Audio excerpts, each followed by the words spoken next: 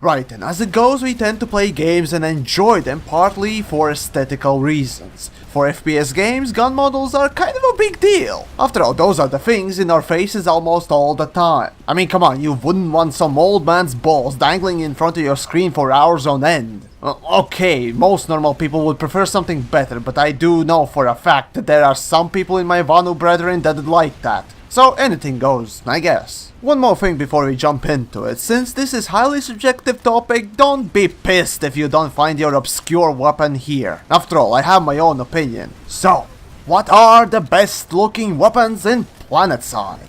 Number 10. Even though I hate this ongoing trend for devs to release NS weapons constantly, as if they found a path of least resistance and just went with it, there are some interesting pieces here and there. Naginata in my view is one of the prettiest NS weapons out there. A rather simple shape often is most beautiful, and certainly that is true here. I really enjoy weapons that are designed to have barrel ends wider than you would expect usually, and I guess that's why I enjoy suppressors as well. I personally enjoy Naginata's design due to its simplicity, I guess. So take it as you will. Number 9. Even though most weapons in this game has like 10 different bases and tons of different stocks and barrels and so on and so forth, Longshot seems to have gotten all the best pieces, as it looks amazing. Just looking at it, you can tell that it does a lot of damage. You know, it's kinda funny that I mentioned how looks can tell the viewer that something is powerful or not. Pity that this is a rare exception in the game where Longshot actually stands out as a really good example how weapon design ought to be done. So yeah, Longshot is a nice weapon all over, which is a pleasant thing.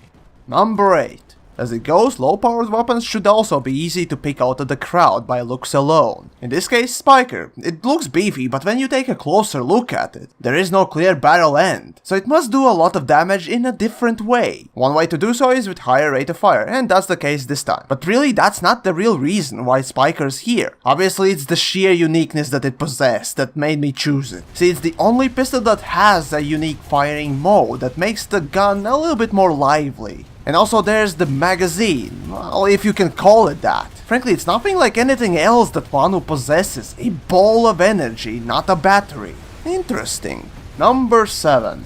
I gotta admit, I'm a huge sucker for miniguns and TR has plenty of them, but which one to choose? After going over every single one of them, I found the default heavy cycler was the most interesting and powerful looking one. Seriously, if you were to see a dude in armor with one strap to each arm facing you, he would literally shit bricks! Oh no, it's one of those designs that TR should embrace more. And say what you will, but I have that feeling that this model was done with some fucking love. Those barrels, guards, their straps, and so on and so forth, everything about that weapon is just amazing. Number 6. This spot's taken by none other than the Big Black Dick. Commissioner. The love child of Deagle and Smith & Wesson Model 500. This particular weapon has been so successful I bet most expected it to be number 1. But for me, revolvers aren't quite that great. Still, I admit it oozes power and holy shit does it deliver. Though technically Underboss is better, I still prefer Commissioner. And you know, it's kinda funny that they also have made the super fancy version of this gun. And hey, I can't blame them because I would have done the same thing. Number 5. Interesting that this particular weapon has been nerfed, buffed, reworked and raped more than any other weapon in the game, yet visually it has always stood out as something quite special. Striker here takes the 5th spot, and rightfully so. The rocket magazine and rather small profile for the weapon makes it appealing, at least to me. While NS Swarm tries to follow it in its footsteps, it's just so boring and simple it's not worth talking about. And make no mistake, Naginata in comparison to Swarm is complex, so that's why I put it as number 10. But Striker? That just screams, look at me! I especially love to see how every rocket disappears from my magazine as I shoot. And you know, similar thing you can see on NC Ravens for the Max. Hold on a fucking second, let's test this. Oh come on, that's shameful! Number 4. Right, again I have to refer to an Empire specific launcher, the Lancer. The sleek design just screams refinement, precision and elegance. As you charge it up, it also comes alive, and man, it's nice to see it. Only problem I have with Lancer is that damage-wise, from the charge up sound, the payload delivered is disappointingly small. And yet that's a story for another time. If I may make a suggestion, please devs, give us higher zoom scopes. Seriously, we need that so bad. Anyways, it really seems that whenever these two launchers came out, someone really loved their job, and man does it show. As for Phoenix, it looks ordinary, but make no mistake, it's one of the most fun weapons in the game. So all three launchers have something good about them. Number 3. Okay then, top 3, and for the third spot I have placed a rather recent Empire-specific weapon added to the game, the Gatekeeper. Just look at it, sleek-ish design, 4 long and well-placed barrels, and oh boy, I bet it can do a lot of damage. And yeah, it used to deal insanely good damage. Now though, I think it has been over-nerfed, but still effective. But when it comes to shooting it, oh man, it's fun. All 4 barrels shooting one by one just makes me happier than NC making a kill that's not a team kill. When it comes to relaxing things in Planetside, I would rate sniping number 1 and shooting Gatekeeper number 2. And you know what? Speaking of, number 2.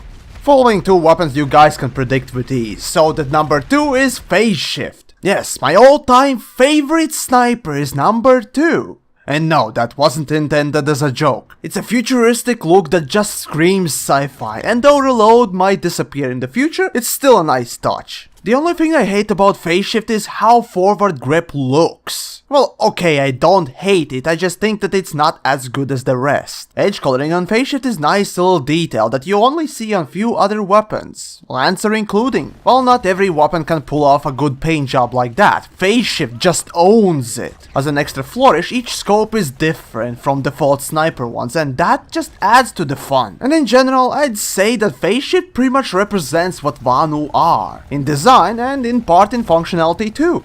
Number 1. And so for the most beautiful weapon in the game, I have chosen Mag Scatter.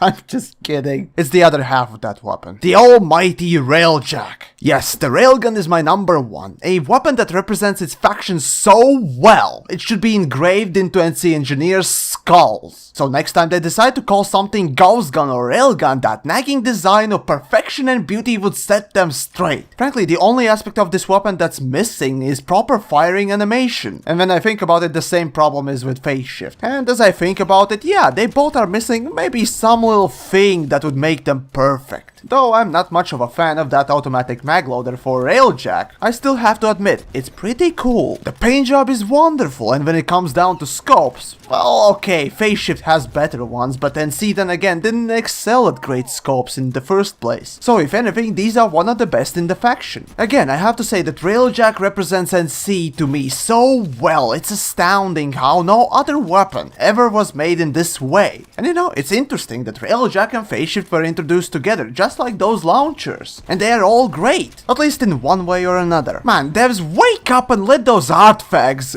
designers, create something interesting again. Cause those NS weapons are certainly dreary. Almost every time you bring out something that's unique, at least it's interesting to look at if nothing else. And sure enough, we are really missing on Empire specific love here. Right, and that was the list, and here are some honorable mentions as a bonus. Onslaught, essentially the same as Heavy Cycler, but not as good. Lasher, the shooting, reloading animations are great, but without that, it just looks meh in normal state. Inquisitor, a pistol that symbolizes how TR make their weapons. Lots of bullets, blender, and some other parts. Vulcan, another minigun. Yeah, I did say that I have fondness for them, didn't I? Emperor. After they reworked this thing, I actually want to say that it's a good gun. It's not, but at least I want to say it now. Serious. Aside from those dumb spikes that'll poke your eye out, shooting animation as well as overall looks are quite nice. Baron, the only shotgun in the game that actually looks like a shotgun. Antares, it just screams Vanu. That look is pure alien and I love it. Blue Shift, the same thing, alien looking, sleek, and best of all, powerful. And finally, recruitment reward tank main guns. Unfortunately, these tank cannons won't be coming out due to some legal reasons, and that's a shame. Cause fuck, they look great, especially Vanguard's cannon. So there you go, my Planetmans, a list of best looking weapons in Planetside. I remind you that this was purely my list of subjective opinions, so if you have a different one, feel free to post your list down below. Why not?